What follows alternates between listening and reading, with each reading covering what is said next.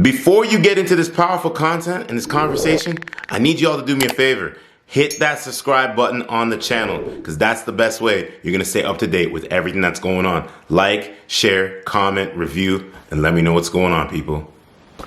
Portland's podcast. And there's some times where in podcasting, I always say is you got to hit that on button right away when you get into these podcast episodes. But today's a little different. And I had a chance to speak with this specific gentleman, director, producer, animator. He does voice. I wish I hit the record button to get a lot of the content. But Mr. Saul Blinkoff, how's it going today, my friend? It is so good. And, there's so many times I get asked to be on podcasts, and I go, oh, here comes another one. And I'm always excited to be able to share ideas. But specifically, this podcast, I've been following you a long time, and I just feel like your sincerity and what you're doing and creating is so needed. And I'm just incredibly honored to be here, Rory, with you and your audience. So thanks for tuning in, everybody, and thanks for having me, man. It's a pleasure for me, too, because I've been following you, too. And the thing in this content creation world, podcasting world, like you just mentioned, there's just so many of us that are doing what it is we need to be doing. And there's a lot of connection pieces. And just looking at your Instagram page, the things that you talk about, how you are perceived in this world is truly an honor for me, because there's a lot that you actually build with development and self and power of worth and things like that. So I'm just going to get into the rabbit's hole right here. When did you know that you wanted to get into this realm of being an animator, and at what age did you decide to do this? All right, so we're gonna turn back the clock now. Are you ready? I'm ready, my man. We're going with Doc Brown. We're going back in time in the DeLorean. It really started when I was a little kid. I used to just love drawing. So I think like all kids, I used to draw and everything. And then when I was 11 years old, I'm sitting in the movie theater and I saw the movie E.T. for the first time. And I was watching the credits of that movie. And the credits were rolling at the end of the movie, and I was just shocked and amazed and in awe, and that beautiful music, and E.T. flying with the bike over the moon, and I tapped my mom. I tapped my mom at the end of that movie, and I go, Mom, that's what I want to do someday. And I remember her going, what, you want to leave planet Earth in a spaceship? I'm like, no, Mom, I want to be a filmmaker. And, Rory, I grew up in New York, right? I didn't know any filmmakers. I grew up in Long Island. I didn't know that even creativity was a job that you could choose as a profession. I knew people that were businessmen and women and teachers and nurses and lawyers. And so often in life, we think that when we're young, what career we're going to choose, we look to the people around us to see, well, what's possible? As opposed to thinking, well, what interests me? What if I could create a career that doesn't even exist just because that's what I want to do? And so I said, okay, I want to be a filmmaker. And I went to the library. And, I have 4 kids. They don't even know what a library is. They think a library is Google, right? You want to find out anything, you go to Google. So I go to the library, and I get books on cameras, lenses, storyboarding. And I found out the director of E.T. is this guy, Steven Spielberg, who every weekend would make movies with kids in the neighborhood. So I got my twin sister, my older brother, kids in the neighborhood, and I started making movies. I made murder movies and monster movies. I remember one time I went to tie my twin sister, up to a tree. We were making a kidnap movie. And afterwards, we go to the house. My mom's like, I like the movie, but where's your sister? I go, she's still tied to the tree. What's wrong? So, I knew I was going to be a filmmaker. And then, Rory, I get to high school. And when I was in high school, somebody came up to me, I'll never forget, and they go, what are you going to do when you get out of high school? I go, well, I'm going to be a filmmaker. They're like, no, you don't want to do that. I'm like, yeah, I do. They go, no, you don't, because if you want to be a director, you're going to have to move out to Hollywood. And Hollywood is filled with weirdos. There's strange people out in Hollywood. You don't want to live there. And when they told me that, I literally changed my dream right then and there. I'm like, you're right. I don't want to end up a weirdo. And I gave up on my dream. And so many times in life, we let people tell us something that will take us off the path that we already really want to go. So I gave up on that. Filmmaking's not for me. Instead, my parents said, so what are you going to do? I'll go back to drawing. So my incredibly supportive parents got an art teacher to come to my house. And every week, she would teach me to draw from life. She would set up a bowl of fruit, And before she'd let me draw, she'd say, Saul, drawing is about seeing. It's how you look at the world. And she taught me pastel, oil painting, watercolor. And I was terrible at drawing hands, by the way. If anybody's listening and you know, those artists' hands are really difficult to draw. And I never drew hands. And my art teacher says to me, oh, you don't draw hands? Okay, good. Here's your homework. Draw your hand from a different position every single night before you go to bed. And you know what will happen? In 6 months, you'll get better at drawing hands. And I did. And she taught me one of the greatest lessons that I've had for the rest of my life. And that is, so often we find our weakness and we shy away from it because it makes us uncomfortable. She empowered me. She said, find your weakness. Know that that's the answer key to you growing. Turn your weakness into your strength. Incredible teacher. And I did that. And I worked on my drawing. And then I go to the movies and I see another movie that changes my life. I saw the movie The Little Mermaid. Boom. That was it.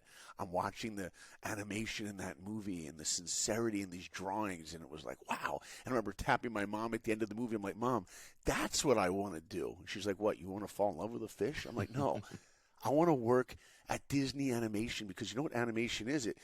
It's my two passions, my love of filmmaking, my love of drawing, put them together, animation. And plus, I found that Disney had a studio in Orlando, Florida. I don't have to go out to L.A. So there I am, junior in high school, and I knew exactly what my dream was. My dream was to become a Disney animator. Boom. Wow.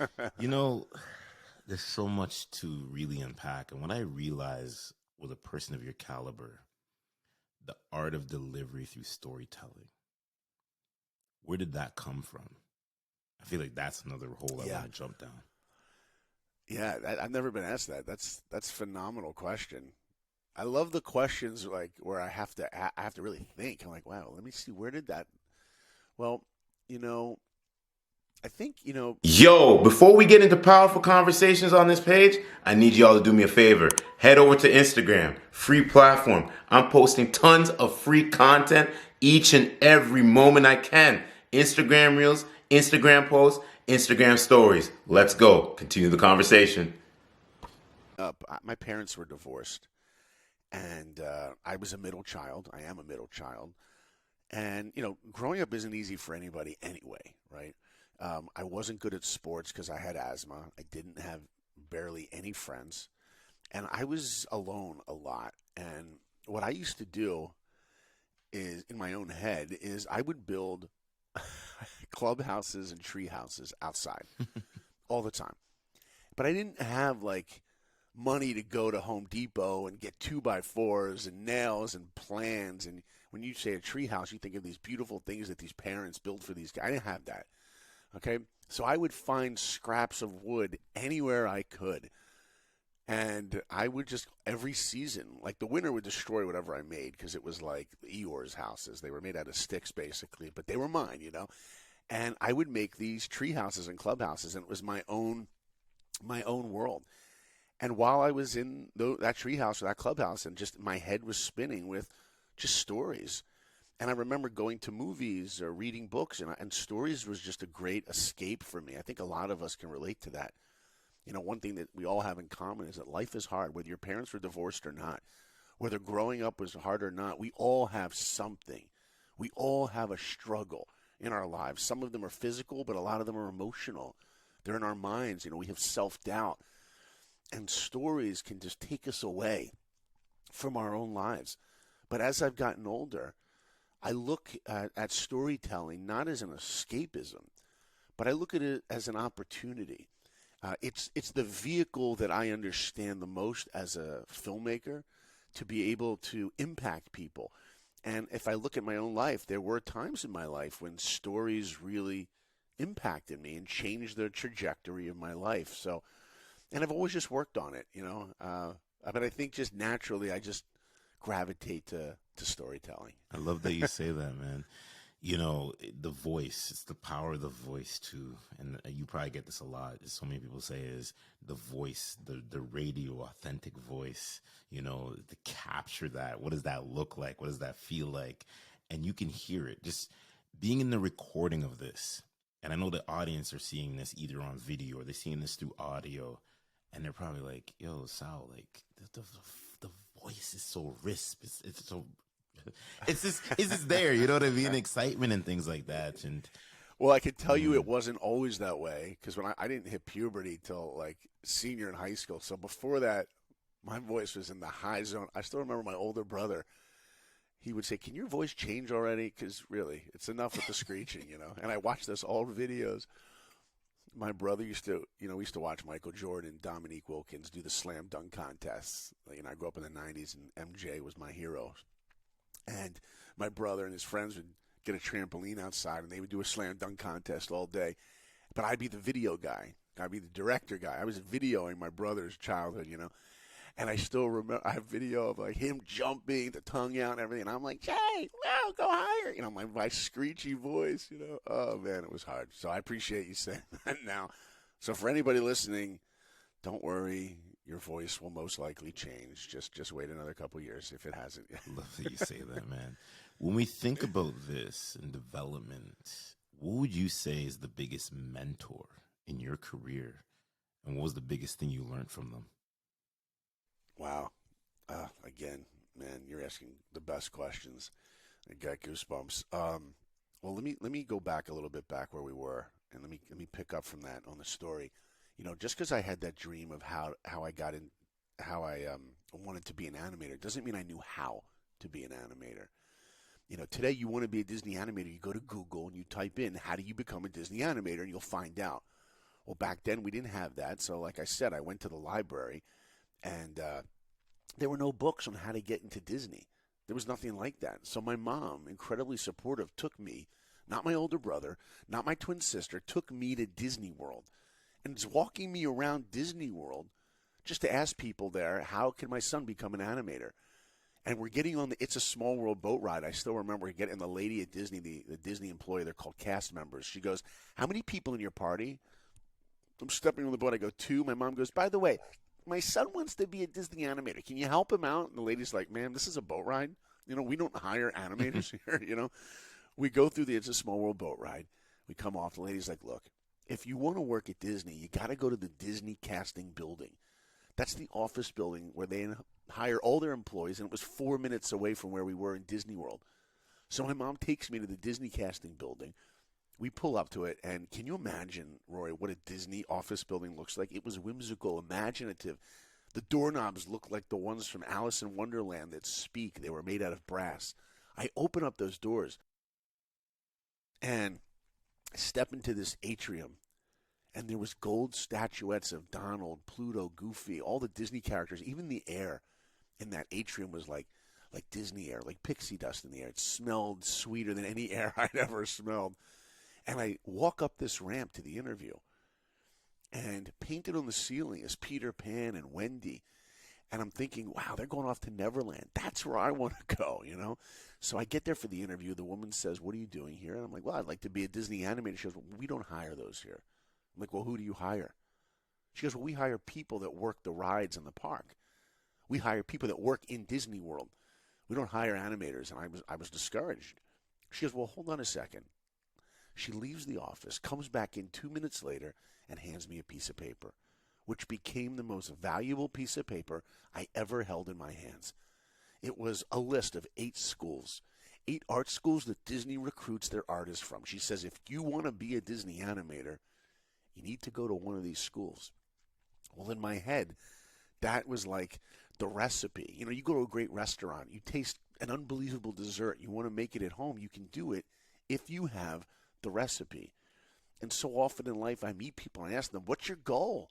And the ones that are lucky enough to know, then I'll ask them, "Well, how will you achieve that goal?" And sometimes I get blank stares. It's so simple. We need to look at us achieving our dreams and our goals as an equation. Me plus what will equal dream. And we need to first figure out what the goal is. What's the dream? But number 2, we have to figure out is what will help me achieve it. And I found out me plus go to one of these schools will equal dream of becoming Disney animator. And nothing in my head ever told me I wouldn't do it. If I knew how competitive it was then, I don't know, maybe I would have been discouraged. But once I found out this is how you do it, I'm like, wow, all I have to do is go to one of these schools. So my mom took me to a trip to each of these schools to see which would be a good fit. I end up going to the Columbus College of Art and Design in Ohio. And I remember when I was touring around the schools, this guy at this school in Columbus, Ohio was showing me the artwork on all the walls. And Rory, the artwork on the walls of this school was 100 times better than anything that I could ever draw. I thought I was a good artist because I was better than my brother and my sister. But when I got to this art school and I saw these artists from around the world, and I was intimidated. And I even said to the guy touring us around, I'm like, the artwork on the walls here is so good. Your seniors are so talented. He looks at me and says, Saul, every single piece of artwork that you see here is done by our freshman class.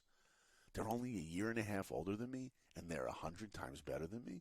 I was intimidated. Why would I want to go to a school where I would have been the worst one at the school? Because if I chose that school, I would have been the worst one. Well, the reason is because if we want to be better in life, if we want to grow in life, we need to surround ourselves with people that are better than us, that we can emulate, that will help us grow, that will uplift us. Don't be scared to be the worst basketball player when you step on the court. Don't be scared to be the worst singer when you step on that stage.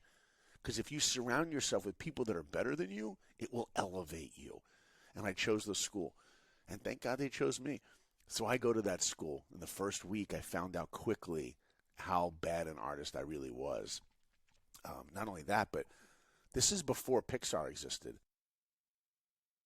This is before DreamWorks existed. Anybody that wanted a job in animation was Disney.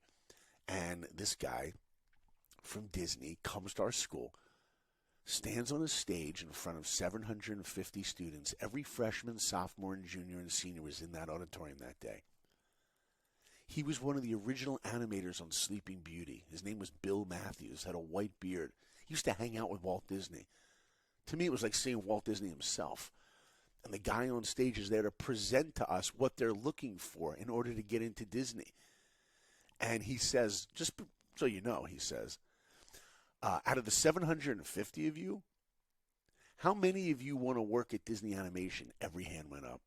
He goes, well, out of the 750 of you with your hands up, maybe, just maybe 4 of you will ever work there. That's how competitive it is.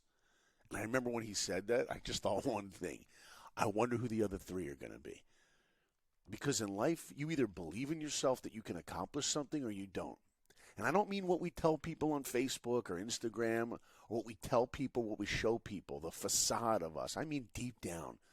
When we look in the mirror, do we really believe that we can accomplish?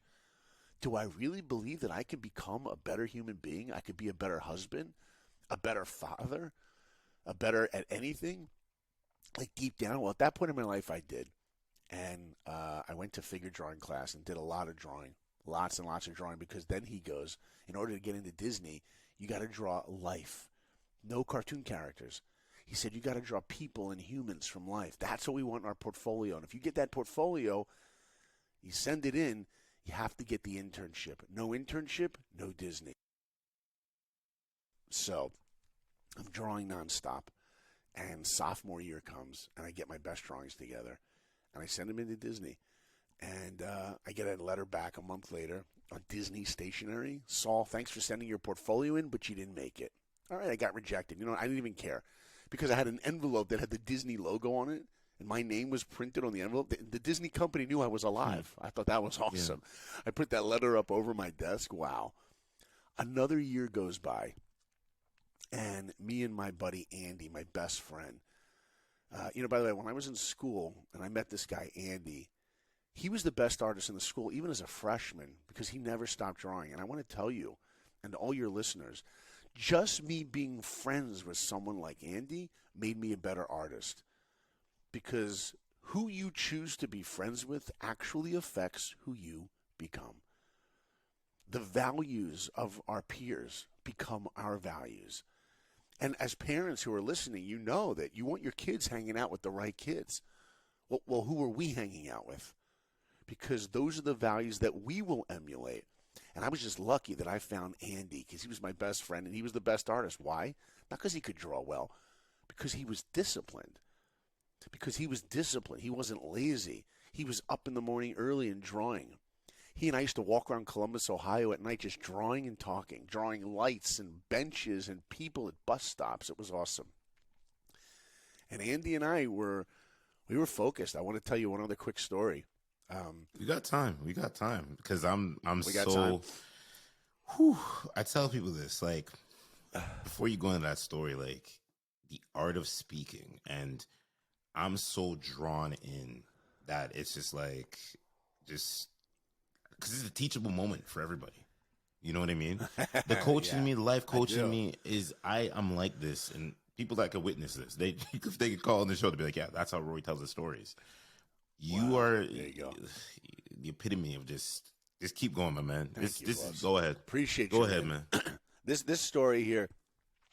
This is the key story that I think everyone really needs to hear, and I need to hear. By the way, when I share these ideas, I need to hear them again. You know, so often in life we may know something, but we have to hear it again. We have to remind ourselves. You know, my wife knows I love her. I still need to tell her every day. You know, my kids need to hear it every day. We got to hear things again and again. Well, you know, when Disney says you got to draw from life, they want you to draw people and animals from life. So where do you draw animals? You go to the zoo. Well, one day in school, me and like 15 other students, we get on a bus for a class, and we go to the zoo to draw animals. And in Columbus, Ohio, it's bitter cold, freezing day. And anyone listening that knows what cold is, you know what I'm talking about, like freezing. We get to the zoo, and we go right into this Wendy's cafe that was inside the zoo.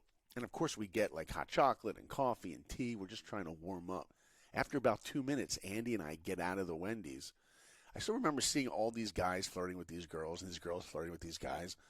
I didn't see any of that. I just wanted to get out there and draw elephants or whatever animal I could find. So Andy and I get out there, and we sure enough find an elephant. And the elephant is just walking back and forth, doing the exact same motion. And when you're studying animation and movement, to find an animal repeating the same motion over and over is like the greatest gift you could ever have. And, you know, if you think about it for a second, a lot of people think Disney animators, they can just draw anything. You have a blank piece of paper, you can draw anything. Well, how do you know what an elephant looks like? How do you know what? You have to study the anatomy. You know, I spent, you know, hours that week looking at anatomy books of elephants, looking at the skeletal structure. And then when I got to the zoo and I had this elephant walking back and forth and seeing the trunk move, and I'm like, wow. So Andy and I stood out there freezing, drawing this elephant for an hour. It was awesome. Afterwards, we go into the bus. Everyone gets on the bus, and I'm showing Andy what I drew, and he's showing me what he drew. And it was just, oh, that was awesome, man. Good job there. And then I see these other kids. I'm like, hey, guys, we never saw you at the elephants. Where were you? What animal were you drawing? This guy looks up at me, and he goes, well, none of us ever left the Wendy's. I'm like, well, why not? He goes, well, we couldn't. I said, well, why couldn't you go? He goes, because it was too cold. I'm like, what do you mean? He goes, it was too cold. And in that moment, I knew that I would get into Disney. I knew I would outwork the competition. Yeah, it was cold. But that's what it takes to be great at something. And if you watch a documentary about anybody that you admire on Netflix or Hulu, you watch a documentary or any story about anybody you admire, you know what they all have in common? They brave the cold. They brave the pain. In order to grow in life, it takes work. And that guy that was talking to me, he had Disney on his sweatshirt. He's wearing a Mickey Mouse sweatshirt. And if I had asked him 5 minutes, an hour earlier on the bus, hey, is your dream to work at Disney? He would have been like, yeah, that's my dream. Unless it gets too cold, you mean. You see, it's easy to dream big, not easy to work big, to brave the cold. And if we have the mindset that whatever I'm trying to accomplish is going to be difficult, sometimes painful, that there's going to be struggle, that should empower me to be able to grow and accomplish. And you know where we need to see that in? Every part of life. Marriage. You think marriage is going to be easy? Know that marriage, relationships will take work. Raising kids will take work. Anything in life that we want to be great in, it's going to be difficult. If we can brave through it, then we can have the glory and we can grow. What's better than that? So Andy and I send our portfolios into Disney. And at this point, everybody in the school knew if there's two people that are going to get into Disney, it's Saul and Andy. We send those portfolios in and we wait. It was junior year. I go back to New York. It was Christmas break. And I get a call one day. It's Andy on the phone. I'm like, hey, man, what's up? He's like, Blinkoff, you're not going to believe this. I'm like, what am I not going to believe? He goes, I got it. I said, you got what? He goes, I got the internship. They just called me. I'm like, oh, my gosh, congratulations. Amazing. He's like, but they didn't call you yet? I'm like, no. But they could be trying to call me right now. I got to hang up. We didn't have call waiting back then, Rory, right? Yep. So I hang up the phone. I'm pacing in my dining room back and forth. My mom comes in. She's like, honey, what happened? I'm like, Mom, Andy just got the call. She's pacing back and forth. They're not calling me. I'm like, wait a minute. Andy's last name begins with the letter H. My last name begins with the letter B. Shouldn't they have called me first? Shouldn't it be like, alphabetical? I can't stand it. I pick up the phone, and I call the head of Disney myself. Who does that? Well, I did. Because as I always remind myself, when there's something you want in your life, you will do anything to get it. When I was growing up in New York, as I told you earlier, I was a huge Michael Jordan fan. And I was about 13 years old, and before one of the games at Madison Square Garden against my beloved New York Knicks, I'm standing next to the court, and MJ is in the court with those breakaway pants with the buttons, and he's just warming up before the game. And he had this game face, this focus, as he was chewing his gum. I will never forget the look on his face. And I said to my older brother, I'm like, Jay, I'm going to go out there. I'm going to go meet Michael Jordan right now. My brother's like, you're not going anywhere. Before he could finish that sentence, I walked out on the court, and I looked up to MJ, and I said, hi, Mr. Jordan. And he looks down at me and says, quote, yo, how you doing, end quote, and shook my hand. This one right here, never washed. Still has the MJ sweat. But you know why I walked out there? Because when there's something you want in your life, you will do anything to get it. So I called the head of Disney, and I said, hi, my name is Saul. I want to find out about the... Oh, Saul, I have your name on a list here. I'm like, really? And? Yeah? He goes, yeah, you didn't make it. I said, what do you mean? He goes, yeah, sorry, you didn't make it. I go, well, what about Andy? He goes, yeah, he made it. You didn't. I'm like, oh, all right. Thanks. I hung up the phone, and that was a very bittersweet moment for me. Sweet, I was happy for my best friend, but bitter, my dream was shattered. And, Andy's going to Disney World. Rory, you know what they call Disney World, right? They call it the happiest place on Earth, right? What a great tagline for your Never company, been, right? though. Everyone I've should never be been happy. to Disney World yet, so... Oh, so that means you've never been the happiest that you could be, you're telling me. All right. Actually, it's so funny, not to cut you off. I actually had this conversation the other night. I've never been to Disney World, never been to Florida. Gotta go. You know what I mean? You do need to go. I mean, it's awesome. It really is awesome. So Annie's going to sunny, beautiful Disney World, happiest place on earth. I'm going back to Ohio in the wintertime. Bitter, cold, gray skies. What I felt was the most depressing place on earth. No offense if anyone from Ohio is listening. I love Ohio. But at that point in my life, that is not where I want to. I want to be at Disney World. And when I get back to school, I'm walking the halls, and everyone's coming up to me. And they're like, Blinkoff, what are you doing here? I thought you would have gotten in. Oh, you didn't make it. Oh, hey, where's Andy? Oh, he got in. But I became known as the guy that was friends with the guy that got into Disney. I became known as a guy who didn't get what he really, really wanted. And you know how I felt? I felt like a loser. It was so overwhelming for me to return back to school as a failed, rejected person. And the heaviness of it was too much to bear. And then, Rory, I came up with the most brilliant way to take that feeling of being a loser away. And for everyone listening, you can forget everything I've said up until now. If you walk away today and remember this one idea, it will change your life. If you ever have a moment in your life and you feel like a failure and you want to take that feeling away, you do what I did and that feeling goes away in a second. You know what I did? I gave up. I gave up on the entire dream. Instead of becoming a person that doesn't get what you really, really want, just take away the want, and then you're not a failure. And guess what? Then you will never reach your purpose. You will never live that life of meaning that we all so crave. Of course we shouldn't give up. But at that point in my life, I didn't know that, so I gave up because reality set in. Reality was Andy was an awesome artist and I was just average. You know, each one of us has a shoulder angel and shoulder devil on our shoulder. That shoulder angel telling us that we can be great and we can aspire to accomplish and reach our unlimited potential. And then we have a shoulder devil that tells us, who do you think you are to want to be great?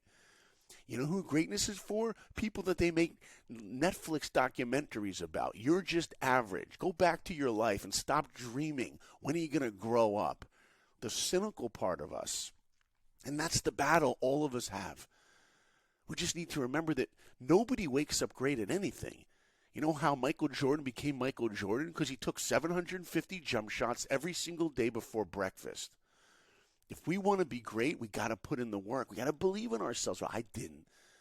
And then a buddy calls me up and says, Saul, I got tickets to go see a movie. You want to go? And I'm like, nah, I'm not in the mood. He goes, but they're free. I said, oh, okay, I'll go. You know, when you're in college and someone offers you free, you basically take it, right? Of course. So I go to the movies, and, you know, sometimes you see a movie, and the movie just talks to you for what you're going through in your life. And I see this movie, and at the end of the movie, tears are streaming down my face. I'm not telling you I was choked up, Rory. I'm saying crying, tears dripping on the floor. The movie was a true story about a guy who's 5 feet tall. He doesn't have an ounce of athletic ability, and he wants to play football at Notre Dame. Rory, what movie is it? Do you know? Rudy, there you go. Rory wins. See? And for those of you listening, Rory, they need to see that movie, true? So here's the funny thing about that. I haven't seen the movie, but I know about the movie. Okay. Well, you're going to see it this week. I will do that for sure. Yeah, it's an amazing movie. And look, it's a true story. I mean, the guy's 5 feet tall. He doesn't even have any athletic ability, and he dreams to play football at one of the greatest universities. If you were friends with the real Rudy Rudiger, and he told you his dream was to play football at Notre Dame, you know what you would have told him as his friend? Dude, I love you. Get a new dream. And Rudy says, oh, yeah? Well, we'll just see about that. And he tries to get in, and what happens? Rejected. Tries a second year, rejected. Third year, rejected. But fourth year, you know, if you look at the movie poster for the movie Rudy, it says, when people tell you dreams don't come true, tell them about Rudy. And he gets in. And tears are streaming down my face because I'm thinking one thing. If an unathletic kid could get into Notre Dame with an insane amount of hard work, then someone like me, who I felt was an untalented artist, could get into Disney with an insane amount of hard work. And I decided right then and there to never give up again. Then I called up Disney the next day. I get the same guy on the phone. I'm like, excuse me, how close was I? He's like, what do you mean? I'm like, well, how close was I to getting in? He goes, well, we picked 17 portfolios. Excuse me. He goes, well, we picked 17 portfolios from around the world, from over 3,800 portfolios, and you made it to number 20. What? I had only missed it by 3. And I was ready to give up on the entire dream. Do you know how many times in life we could be so close to achieving our dream, and we feel like we're miles away, and all we needed to do was push just a little bit more? And then I asked him the $1 million question. Why didn't I get in? What was missing in my work? He goes, Saul, you're the first person to ever ask me that. And I said, thank you. I'm trying to make history here, man. He said, you need more dynamic perspective in your drawing. I'm like, what do you mean? He goes, instead of drawing people and animals from where you are, stand up on a stool or go down low and give us a dynamic perspective. Boom. That was it. That was the answer key. If we want to grow, we should ask people around us, what is it that I need to work on? Because that's the answer key to growing.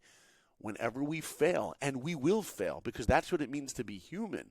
In those moments, find out why. Answer key. Look, Michael Jordan in the NBA the first year, sports writer comes up to him and says, Michael, you're a scoring machine, but you have no defensive game.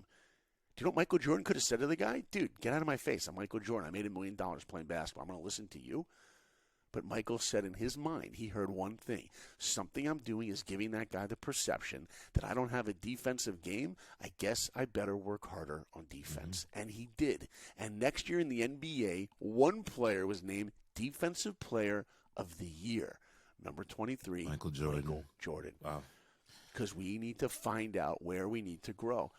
And then I sit down with this one professor because you asked me, who was your mentor? What was that piece of advice that you got? And here we are. I'm building up to it, okay? Everyone stay with me. No, I'm with you. I'm with you on this. Trust me. This is the same things you're speaking. Oh my mother. You are I'm with you, man. Like I'm with you. Electricity, like the goosebumps. People can't see it. The goosebumps right now. The goosebumps. I got them too, man, because I feel the connection.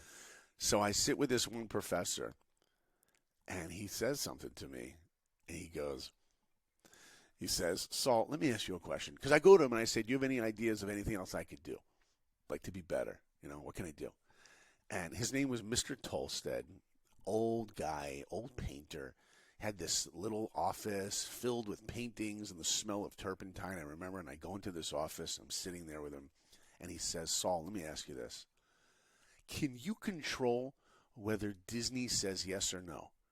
I said, no. He says, can you control how good other artists are? Because how many artists do you think want this? I go, well, a lot. I mean, our entire school wants it. He goes, and how many art schools are there? And how many? He goes, you're talking 10, 15, maybe 20,000 students around the world that want it. Just because they got 3,000 something portfolios doesn't mean there aren't more that just aren't ready, but they want it. You know what the competition is? I'm like, yeah, you're right. He goes, but listen, you can't control whether Disney says yes or no, can you? I'm like, no. He goes, so what can you control? You can't control how the other artists are. So I looked at him, I said, well, I can control how good I am as an artist, just me. And he goes, no, you can't. He said, the only thing that you can control is how hard you work.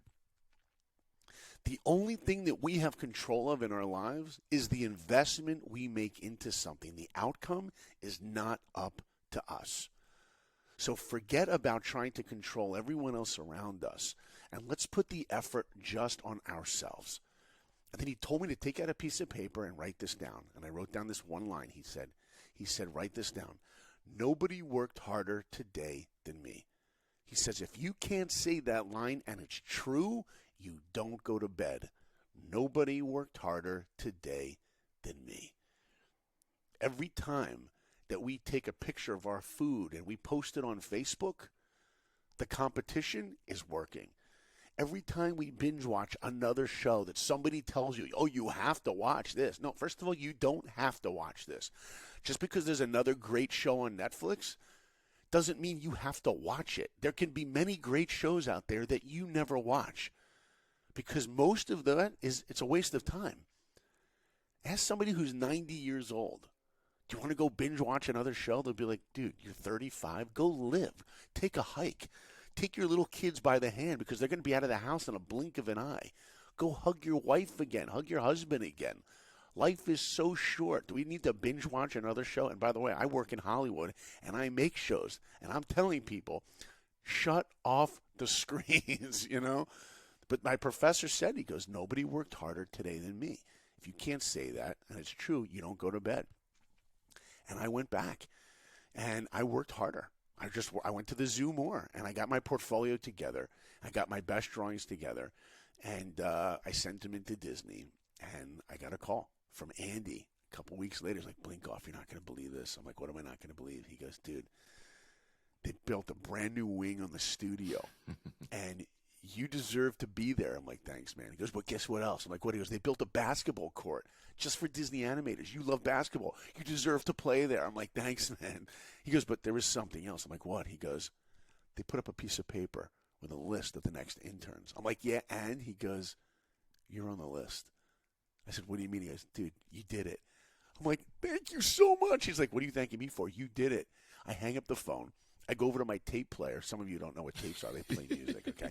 And at the top of my lungs, it's the circle of life, and it moves us, right? I'm like singing Lion King music. People like lean in the door. I'm like, Blinkoff, you did it. I go over to the phone. I dial my parents. My mom could hear it in my voice. She's like, honey, did you do it? I said, no, Mom. We did it. Mom, you're the one that sacrificed. You took me from that school to that school. But, Mom, this winter, you can stay in New York because I'm going to the happiest place on earth. And boom, I got my dream. Wow. Wow. It's the power of overcoming and perseverance. And I've heard storytellers in my life, right? And I really want to hone into this. My grandfather, he's not with us anymore. But the same way he would tell stories, and my mother would always tell me, like, when they grew up in Jamaica, he's probably one of the few people that could really recap a cricket game just by listening to it on the radio and delivering it out in front of the family and tell you who were the greatest batsmen and things like that. So I say all of that to say this is that never ever people sleep on your potential, no matter what people are saying about you, saying that you can't do this, can't say that you can't do this or that. But I look at somebody like you and you're a living testimonial, right? I can already tell you we're 30 days into 2022, and already I can confidently say this is my top 5. Already say that. That's This is already top 5 because there's certain conversations that you have, and when they come to the light, you just know. I always say is let some of those conversations, especially in this podcasting space, if you're doing interviews or whatever you're doing, some conversations may not happen right away, and it's for a reason. Because you know what it's going to end up bringing back, you know what I mean, and things like that. So I tip my hat to you because I believe in that piece there. You showed what you've come through resiliency and things like that. Thank you, brother. You know, I do. I have a podcast also called Life of Awesome. And in that podcast, I'll talk about tools to help us with relationships, marriage, any part of life. And I also have guests. And the first guest that I ever had on my podcast is the real Rudy Rudiger, the real football player that achieved that dream. And one of the most amazing things is just, first of all, to get him on a podcast was just emotional and awesome for me. But Rory, I want you to hear this story, and you're going to cringe. Are you ready? Ahead, my man. Because you're a podcaster way ahead of me. You've been doing a lot longer. No. We all on the same place, man. We on the same pace. Well, hear this. So the first guest is Rudy Rudiger. I record him in Zoom, and I have a 1 hour and 15-minute conversation with him. And he cries twice. I mean, he's emotional. We're connecting. Because I'm not just a person that's interviewing. I'm a person that his story inspired me to never give up. It's because of that movie, Rudy, that I decided to never give up on my dream. I wouldn't have had what I had without his life. I record him. It's the best interview. I hit stop. My kids come home. My wife, how did it go, Dad? Oh, my gosh, amazing. And then I try to play them a clip from it, and I can't find it. I'm like, where's the interview? And I can't find it. And I spend like 40 minutes. I get the Zoom person on the phone, and I'm sitting there, and I turn white. I'm shocked. Two of my kids started crying. My wife is like, honey, what happened? I'm like, I realized that when you leave Zoom, you got to let the whole thing export first before you quit the application. I didn't know that. No one told me that on day 1 of podcast school. So I lose the whole interview. And my wife goes, call him back. I'm like, what do you mean call him back? She's like, call him back. Ask him to do it again sometime. I'm like, I can't do that. I can't waste an hour and 15 minutes of his life. First of all, the guy's over 70 years old. I know what kind of energy it takes to speak and to tell your story. I can't. I was too embarrassed. I was humiliated. My wife says, call him back. I call him back. He goes, Saul, how you doing? What's up? I'm like, Rudy, I lost it. What do you mean? He goes, I lost the whole interview. I'm so sorry. Without hesitation, he says to me, when do you want to record it again? I'm like, are you serious? He goes, yeah, when do you want to record it again? I said, can we do it right now? He goes, no problem. Wow. And for the next hour, we record the entire interview again. And I want all your listeners to hear this. When you think of the movie Rudy and you think of the greatness of the pain and struggle that he went through, and you guys got to watch the movie, you're going to think that's what defines him. No, that just defined a moment of his life where he got to run and play football at Notre Dame. But the real greatness of this man is how much he cares about other human beings. That's a testament to who he is, not what he did. You know, someday his kids are going to know that their dad, when he's dead at 120 years old, they're going to know their dad played football at Notre Dame. But big deal. You know what they're going to know about their dad? that this man lived a life of humility and integrity. You know, I often think to myself, yeah, I got my name in a bunch of Disney movies. Big deal. Big deal. People get excited, but big deal. My kids want to know, did I have a good father? My wife's going to want to know, did my husband try to become a better human being? And I also interviewed on my podcast George Foreman, saw that. the heavyweight champion of the world, right? A lot of people know him as the guy that did the grill, but he was so much more.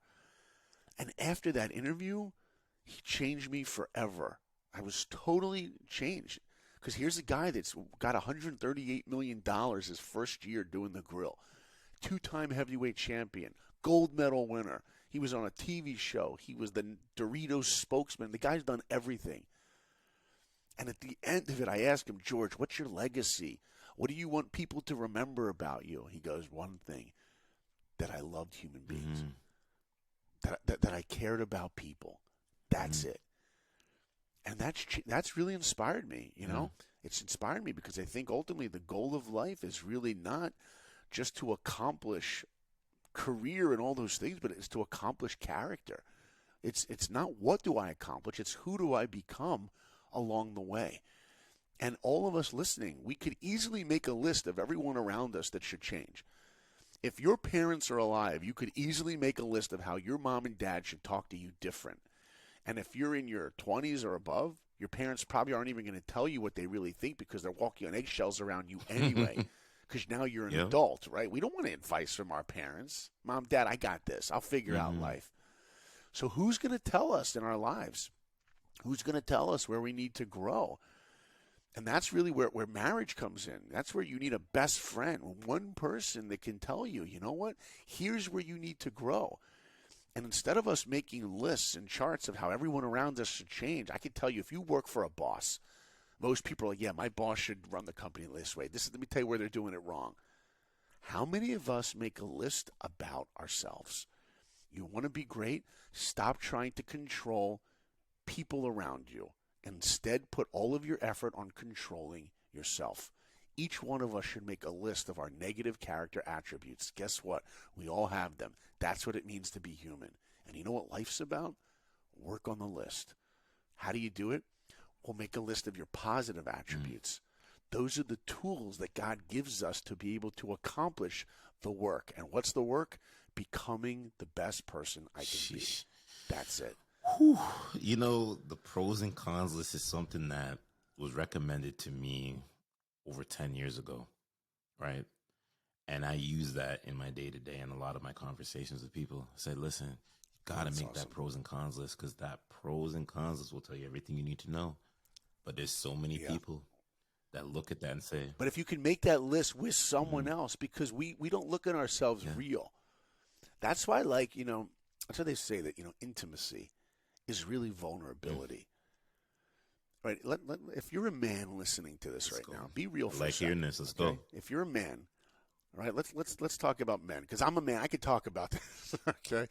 If you're a man, you know, and if you don't admit it right now, you're lying. But if you're a man, you know that we like to look perfect in front of our girlfriend, in front of our wife, in front of everyone. That's why before there were navigators on phones, men couldn't stop and ask for directions. That was the big joke. Why?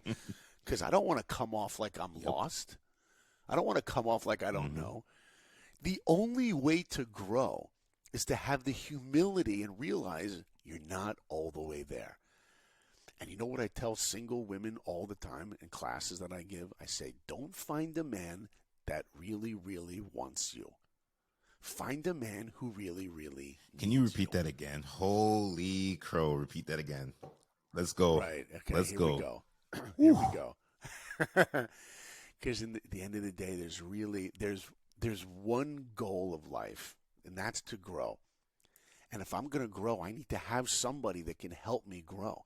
And in order to do that, they have to see the real me. And that only comes from me being vulnerable. I have to be vulnerable. They have to see the real me.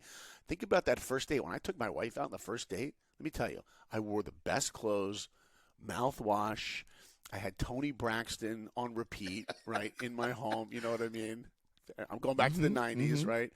Right?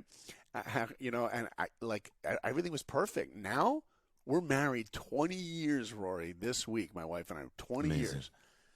I don't always wake up with minty breath. You know what I'm saying? I don't always have Tony Braxton playing, right? This is the real me. And only because I can be real with her can she help me grow. But only also because I trust her. You see, let me tell you what trust is. Trust is the foundation of all relationships. And it doesn't mean do I trust them that they're going to go cheat on me. Okay, that's part of it. Real trust is, do I trust that this person wants the best for me? Period. That's what real trust is. You know, I knew this guy years ago. He was a speaker, and he would travel from Israel to New York once a year and go give talks to communities. And he told me once that every year he would take this trip for a week to New York, and he would miss his wife and kids so much. And I have 4 kids, and I've traveled, Rory, speaking myself, and I know that feeling when you leave home.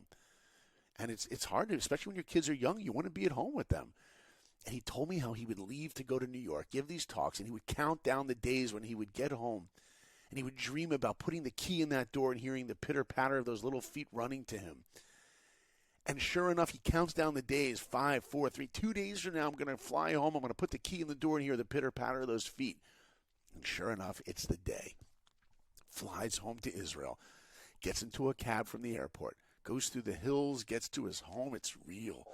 Takes the key, puts it in the door, hears the pitter-patter of those little feet running to him, and he's about to open the door, and he hears his wife scream from inside, "Don't open the door!" Now, Rory, what would 90% of all men do in that situation? Open the door. There you go. They would open the door. And if they didn't open the door, what would they say to their wives?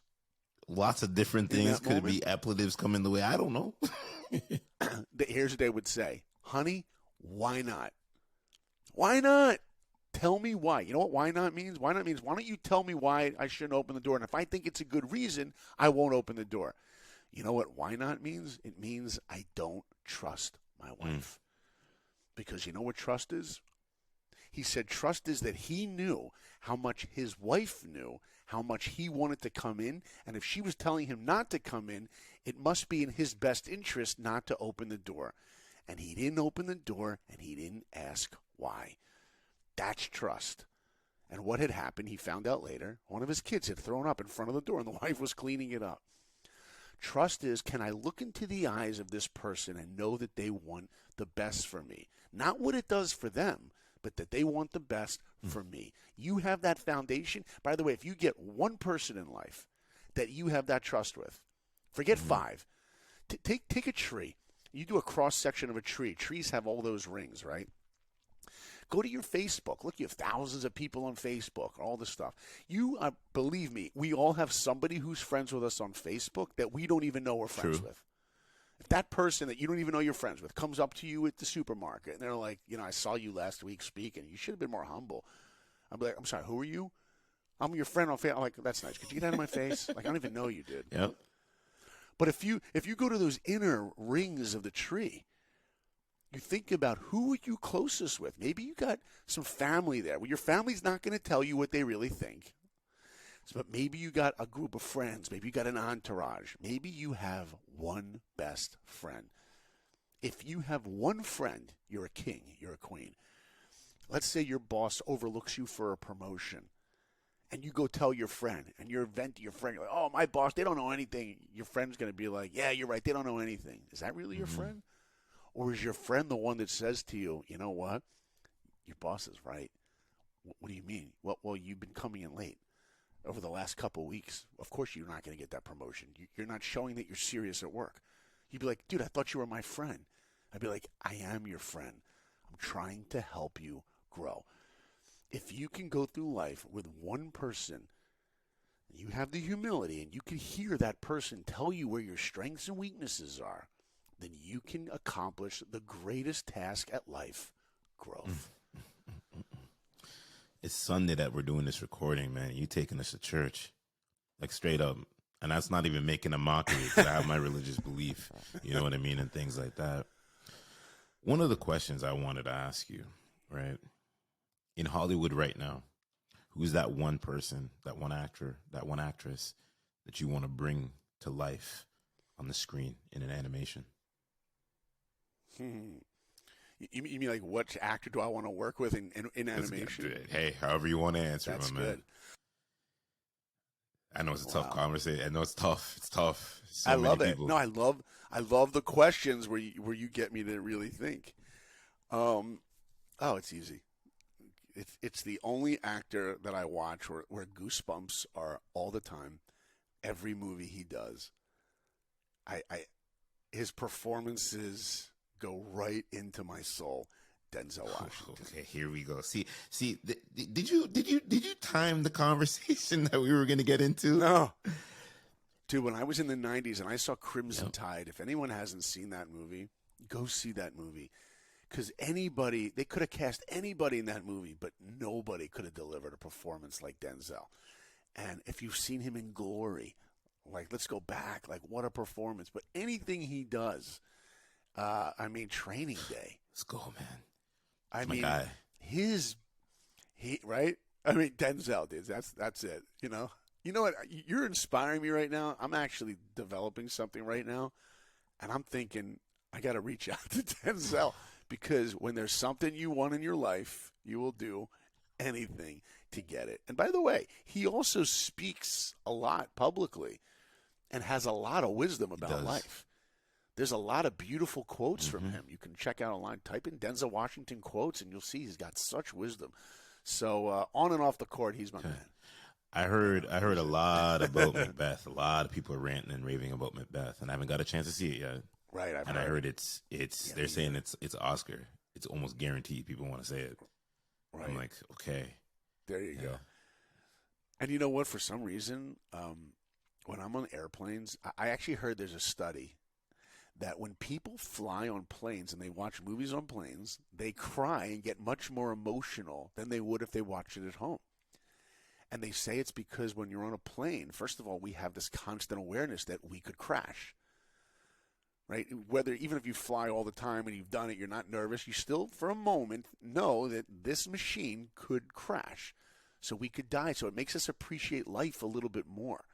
The other thing about flying is that you're not home and you're not at work. You're in a doorway. You're in a place of transition. So it makes us reflect. Look, we actually get perspective. Literally, look out that window and you see the little houses and all the little cars. And you're like, really?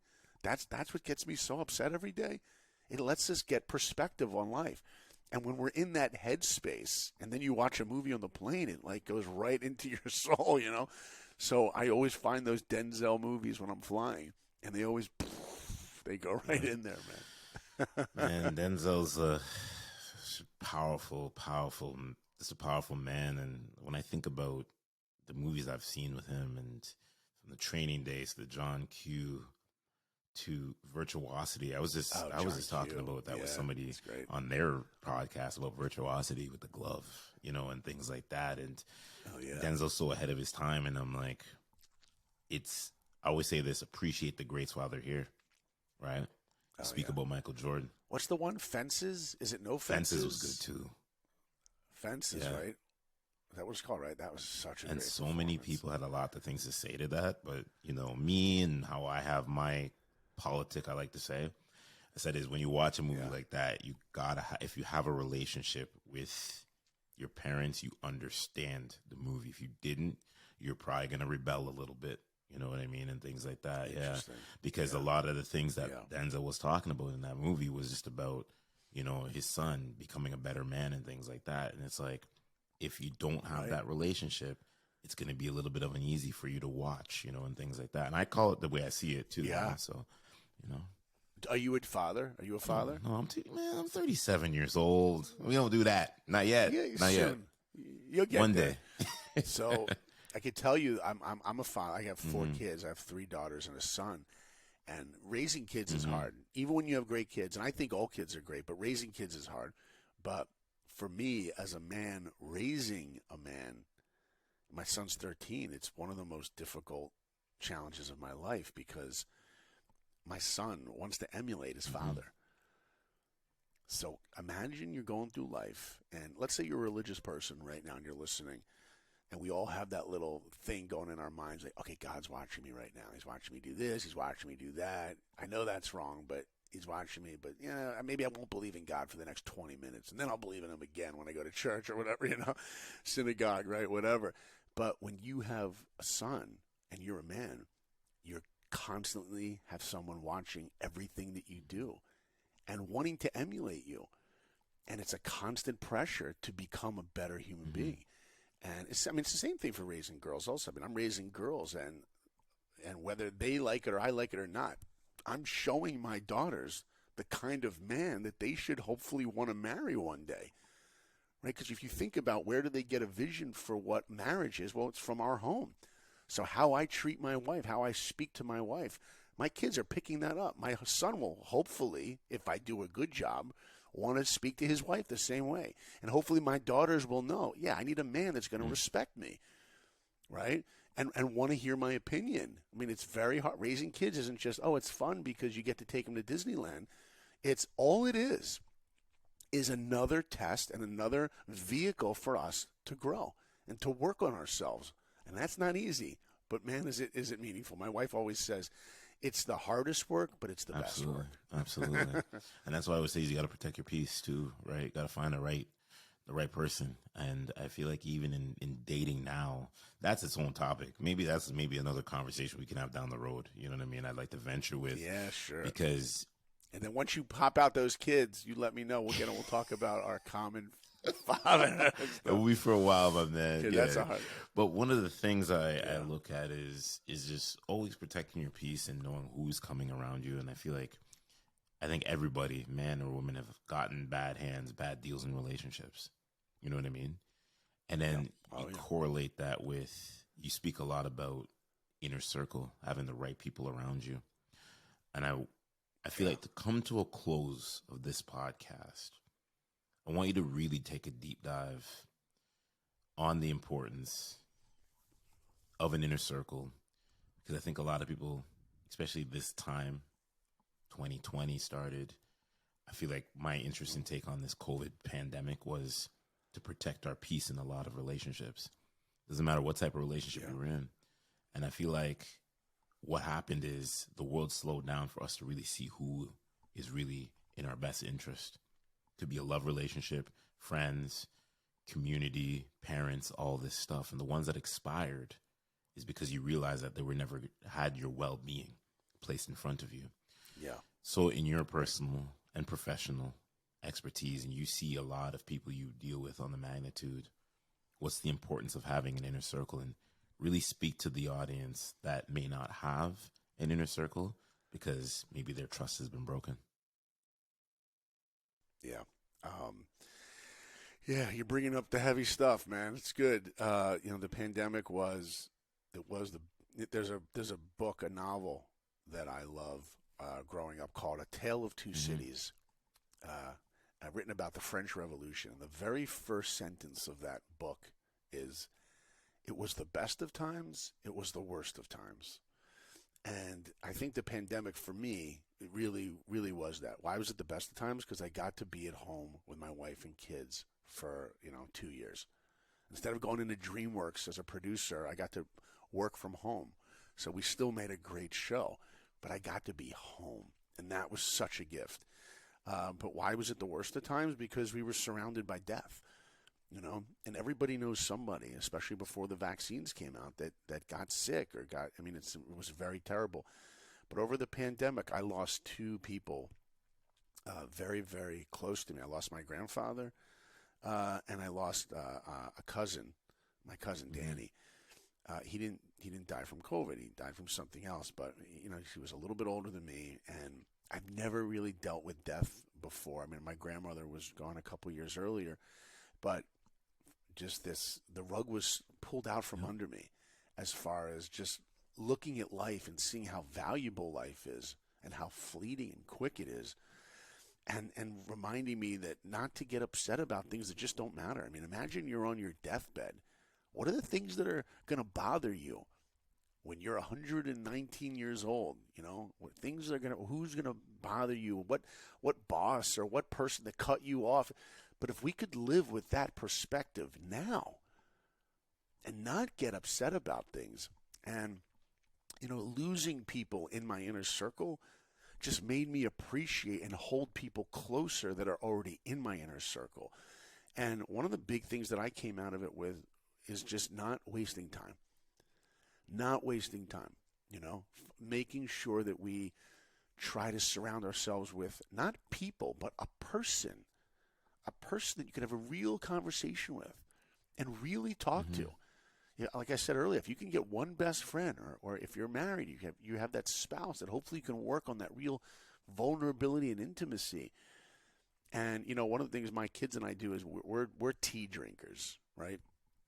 I actually just did a podcast episode with the creator of this incredible tea. I know this sounds like a commercial, but it's not. But there's a tea it's called Art of Tea.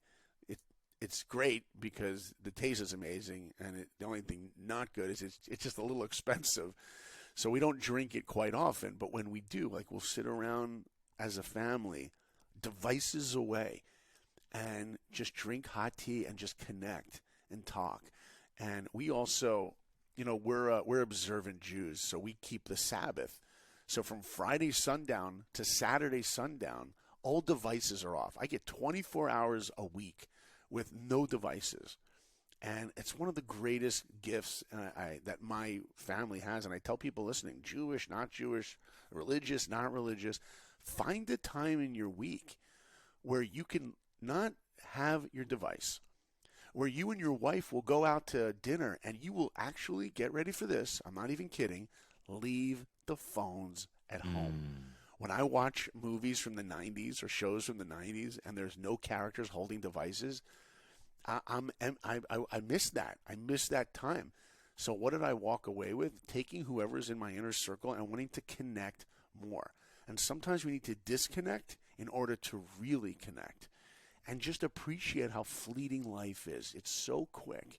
Try not to get upset about things that don't really matter, and keep those people close to you and hold them tighter together, and try to work on ourselves to grow. That's really the ultimate message for me. If I could hit the round of applause on my soundboard right now, holy shit. You know what, Rory? I want to share. Go right ahead, man. You got time. We got time. Let's go. We got time. Can I share one more thing? You guys listening, I've spent my career at Disney and I've worked on lots of Disney movies. But, the best, my favorite Disney movie of all Disney movies is the movie that taught me the greatest lesson of life. Right? Disney movies are not just entertaining. They teach us something. All great stories should. And the movie is The Lion King, okay? So this is BF. This is before Frozen, okay? And in the film The Lion King, you got Simba. He's little. He's young. He can't wait to be king someday. He sings a song about it. Just can't wait to be king. And he thinks being a king is you can do whatever you want. And Mufasa's like, Simba, there's more to being a king than getting your way all the time. Simba's like, there's more. He thinks being a king, being great is I can do whatever I feel like doing. And then Mufasa dies. Hopefully I didn't ruin it for anybody. The movie's 35 years ago. Should have seen it. I ruined it for you? Yeah, right? So Mufasa dies. Simba thinks it's his fault. Goes off and lives in, Hakuna Matata world, right? Hakuna Matata, right? With Pumbaa and Timon. And he's got everything you could want. He's living in the Garden of Eden, lying on a hammock, eating food. It's lush. There's a waterfall, greenery and flowers. Beautiful. Years and years go by, and Nala shows up. Remember, she shows up, but she's all grown up now. And they sing their little song, Can You Feel the Love Tonight? The sun is setting. They're rolling around in the grass. They do that weird scene when they're about to kiss. Yeah. Their heads are going. I always cover my kids' eyes when that comes up. I don't think that should be watching that. It's not appropriate. And after they roll around in the hay, so to speak, then she talks to him. She's like, Simba, it's good to see you, but you got to come back with me. He's like, what do you mean? She's like, you got to come back. And he's like, no, I'm staying here. Hakuna Matata. Hakuna Matata means no worries. Look where I live, in the Garden of Eden. She goes, maybe I didn't make myself clear. Scar's taking over everybody, and if you don't come back, everyone's going to die, and you are responsible. And then you know what he says? Hakuna Matata. I'm staying right here. And she goes, I can't believe you. I can't believe you're staying. He's like, whoa, whoa, whoa. You're beginning to sound like my dad. She goes, at least one of us does. And you know what she does? She leaves. Leaves him. Yeah, but a minute earlier, you loved him. You're tossing around in the sunset. You're singing love songs. You see, she even says before she goes, why won't he be the king I know he is, the king I see inside? She wants to help him become great. That's what I'm talking about, a real relationship. She's like, yeah, I love you because I see the potential in you. That's what love is. And if you don't see that in yourself, I'm going to leave you because tossing around in the sunset is nothing. I want to see you grow and become a better man, Lion. You know what I mean?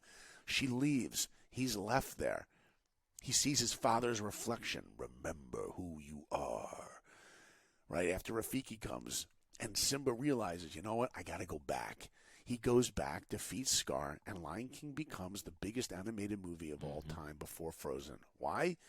Not because we love movies about lions, but because that movie shows us a taste of what real greatness is. You know what greatness is? Waking up every day and not thinking, what can I do to make me happy? What do I feel like doing? How do I find a life of comfort? That's not what life's about. Life's about taking responsibility for the world. And where do we take responsibility? Wherever we have the ability to respond. Responsibility is the ability to respond. Everywhere in our day, we have a moment where we can make an impact on someone else's life. You know who wakes up every day and thinks, what can I do to make me happy? What can I get? Children do. That's why they have to grow up. And hopefully now that we're adults, we don't wake up every day going, what can I do to make me happy? How do I get more? How can I live my passion? No, it's how can I serve more? How can I make an impact? Because ultimately, at the end of the day, when I wake up and I realize that I'm responsible for the world, that is energizing. And when we put our heads on our pillows at the end of the day, we should know that today I tried to make an impact. And then we will have something that's so much sweeter than happiness. You know, if you ask everybody, what do you want in the world? You know what they'll tell you? I want to be happy. I want to be happy. Well, there's something sweeter than happiness, and it's called living a life of meaning. And meaning only comes from when we wake up and we think about the other person, sensitive to the other person. You know, I walk into my home at the end of the day. Let's say I had a tough day at work. I'm going to walk into my home. And let's say I had a hard day. My wife's going to be like, oh, your father's here, kids. Give him space. Let him sit in his chair. He had a hard day. Or maybe, just maybe, before I walk in my home, I could be like, you know what? Let me grow up. Let me keep my hard day at the door and walk in. The first thing out of my mouth should not be talking about how hard my day was. It could be actually asking my wife, honey, how was your day? Be there for her. Or how about this? What about my 8-year-old Naomi? I could walk in and say, honey, how was your day? What, an 8-year-old can't have a tough day? Let's talk about it, man. Emotions are strong for kids. Life is about growing up, taking responsibility for the world, working on ourselves, and hopefully continuing to try to taste something better than happiness. True joy comes from living a life of meaning. Lion King, man. It's the circle of life. And I'll say this to people right now. I'm not even going to say anything after that. We let moments on this podcast just breathe. Just let it breathe. Thank you, brother. So appreciate you, Sir, Rory. I'm going to say something to you here is keep doing what you're doing. Your calling, you got your calling. I feel there's another calling somewhere in there too. And the storytelling is at a whole nother level. You know, your narration in this podcast, like I said, we're 30 days into January, and I can already tell you this is the top 5 episode. I can confidently say that. Oh, wow. Thank you. That's so nothing but love and appreciation to you. Such an honor. Where can everybody check you out? Check out your podcast. You know, let's show that some love and get connected with you, man. Thank you. Thank you. By the way, I want to tell everyone listening, you know, if you leave this podcast episode or any podcast and you feel inspired, be careful because inspiration comes and goes. You know, it slips through our fingertips. It's one easy thing to be inspired. It's another thing to live inspired. So if you've heard anything in this podcast that resonates with you, you need to write it down. If you're watching a lecture, reading a book, and something resonates with you, you need to write it down and go through it again and again, because it's easy to feel inspired. It's another thing to turn that into a tool to help us actually grow in life and to change how we live. And I want every single person listening to know, don't think that you heard from a guy today who achieved his dream, who was talented. You heard from a guy today who achieved his dream, who was the worst artist in the school. And don't think you heard from a guy today that woke up and was sensitive to his wife. You heard a guy who wakes up every day that works on being sensitive to his wife. Life is difficult. All of us are going through it. But if Saul Blinkoff could achieve a little bit, then you could achieve so much more. And each one of you should know, even though I don't know you, that I believe in each one of you. Now, we all have to make sure we believe in ourselves. Next time you look in the mirror, realize that each one of us is unique. And because we're unique and there's no one else like you, nobody else has the responsibility or the job to do that you can do. And the creator of the world has created each one of us with a unique purpose. So go be that purpose, live that purpose, because the world needs each one of us to find our unique potential. Look, if you want to hear more from me, I have my podcast, like Rory was saying. It's called Life of Awesome. Because as I always say, we don't want to live lives that are just good. We don't want to live lives that are just great. We want lives that are awesome. Somebody comes up to you and they're like, how's your day going? You're like, yeah, it's good. It's good. You're like, okay. But what if someone comes up to you and they go, how's your day going? And you go, oh, it's great. They're like, wow, great. That's awesome. I'm so happy to hear that. But if they come up with you and they're like, how's your day going? And you're like, my day? It's awesome. They'd be like, wow, what happened? Did you win the lottery? You'd be like, no, it's just awesome to be alive. Every day is awesome. Not just your birthday. Not just the day that you get to go to see, Justin Bieber in concert or whatever you love. Every day that we are alive is a gift, and those days are awesome. Check out my podcast, Life of Awesome. I share ideas for me, and I interview some incredible people with incredible stories. Check out that George Foreman episode. That is the one that wow. I just interviewed a woman, Christina Kuzmich, a couple weeks ago, and she talked about mental health, and she was suicidal, and now she has like 1 billion views on social media. She's incredible. She's changing the world. Incredible to hear from her. So check out the podcast, and also go to my Instagram. And, I post lots of things, and I have videos and quotes and all kinds of things. So come check me out on Instagram. And you can sign up on my website, saulblinkoff.com. If you check out saulblinkoff.com, subscribe on my website to my, my feeds, my newsletters, and things I send out, and have a little awesome delivered right to your inbox. Love that, my man. Hats off to you. Keep being great and keep being you. And nothing but love for you, my man.